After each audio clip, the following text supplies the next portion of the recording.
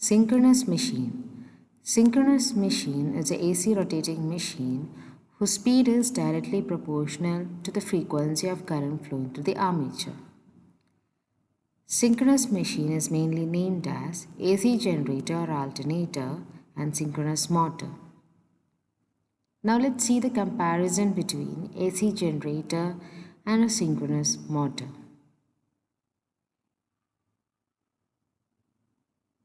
AC generator converts mechanical energy to electrical energy. Synchronous motor, AC electrical energy to mechanical energy.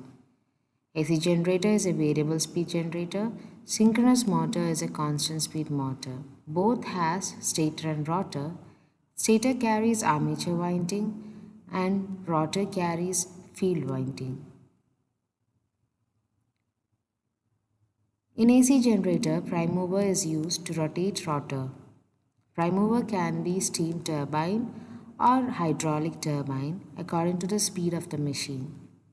An AC generator is used to generate energy in power plants to supply the electric power to industrial, commercial, agriculture and domestic application.